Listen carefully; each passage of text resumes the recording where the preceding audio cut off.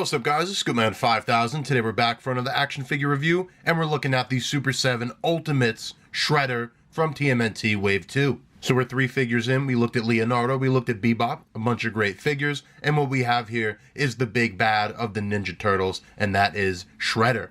And interesting about him, he's the most human character we've got so far. I'd say that went to the Foot Soldier previously, but now it's like a full, normal-sized human that we have to kind of gauge the size of the rest of these characters. But as always, the big shipping box, the brown box with the Ninja Turtles logo, opening that up reveals the purple box for the villains. It's got the Ninja Turtles logo in the front, and Shredder's own logo on a sewer grate. And when you slide that off, you're greeted with the Ultimates packaging, the big window box, the trapezoid shape. You see everything you're going to get, all the accessories that make this an Ultimate release. The great purple brick pattern follows all the way to the back of the packaging, where you're getting the read-up on the character. And overall presentation is the name of the game on these, but for our purposes of review, we're going to go ahead and we're going to take Shredder out of the packaging. So let's shred this box open, and I don't mean that, I'm going to keep this box, but let's take him out and let's take a look at Shredder. And here's Shredder out of the packaging, a great looking figure with a bunch of great accessories. We'll start out with some swappable parts. With the cape, actually, that's the first thing you'll notice. The bottom actually comes in with a plastic cape packed in. He comes with the cloth cape on the figure, which is more reminiscent to the original toys.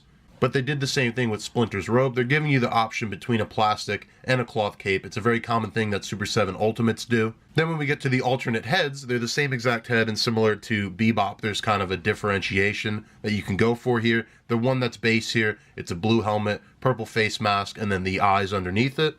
And when you move over to the alternate head, it's the famous eyebrows on the helmet. And I do like the idea behind this head, and I almost would display it that way. But I think that they kind of went too far because of the shape of the helmet. The kind of design over the brow just sticks out way more than the Playmates toy ever did. That's why it kind of worked on the original, because it was pretty much a flat surface from like his forehead to his helmet. But here it sticks way out. He's got like a Frankenstein brow if you give him this eyebrow look. So at the same time, I think it makes the default look, the one that they give you out of the packaging, it makes that version look better, but it makes the eyebrow one look worse. I mean, that's kind of a ridiculous throw-in anyway. But similar to Bebop, like if you remember your Shredder having those eyebrows, then you got to go with this version. But for sets of hands, he comes included with a pair of open hands, and you can kind of do his original Playmates pose with that, the famously posed, horribly posed figure. He's also got a pair of fist hands when he's going fisticuffs with the Turtles, and then finally a pair of gripping hands to hold his variety of weapons.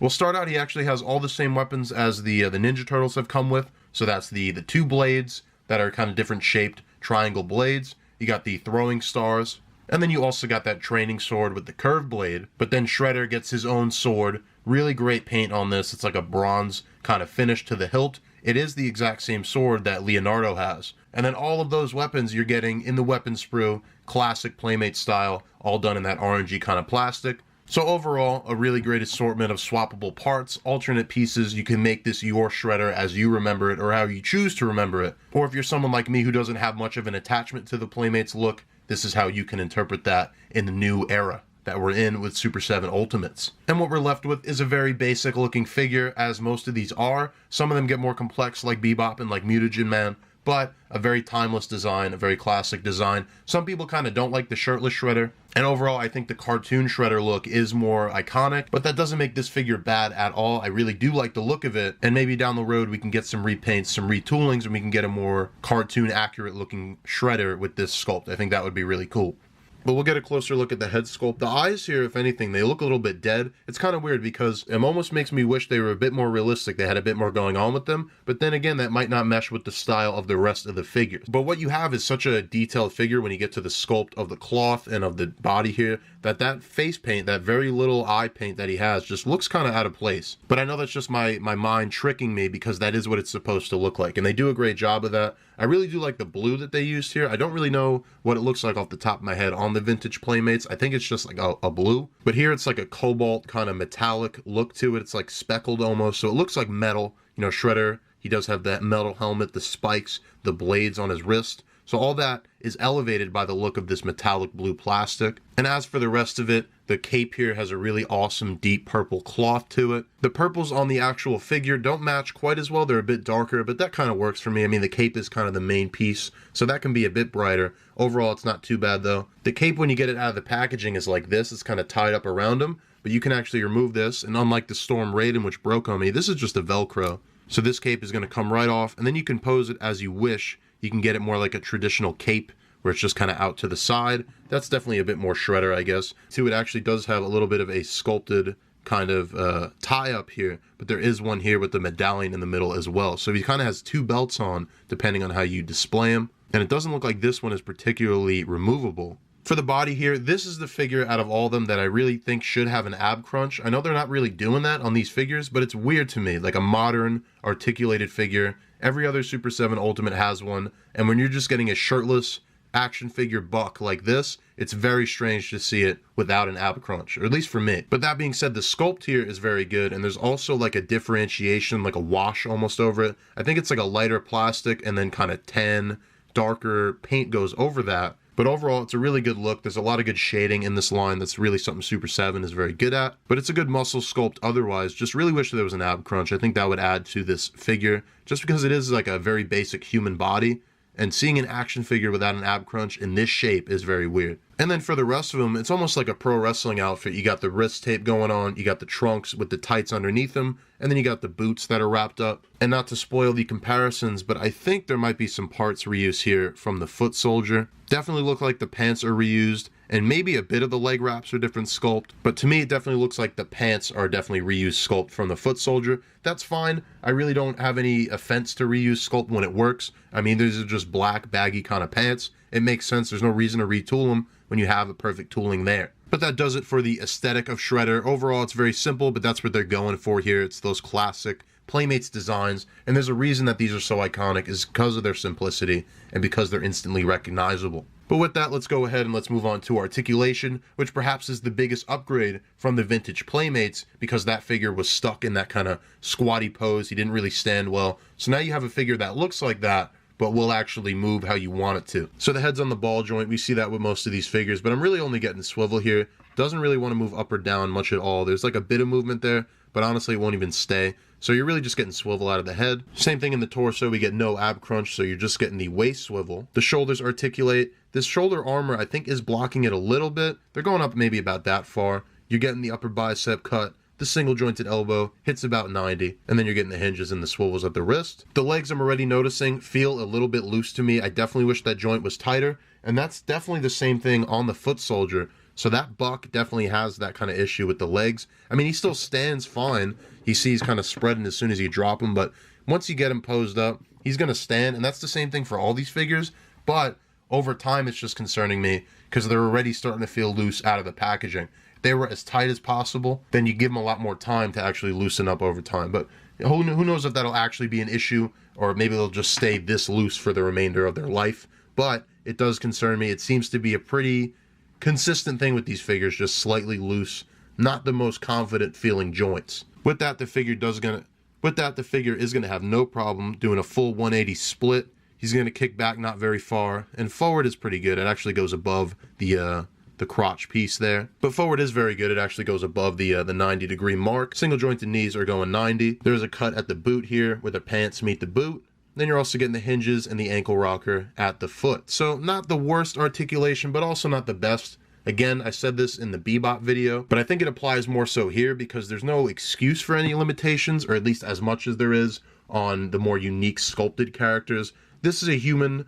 superhero body, basically. So if you're used to figures that are $20 and they have more articulation than this might be a bit jarring at the price point. But with that, I'm going to get his cape situated back on. We're going to go ahead and we're going to do some comparisons with the Shredder.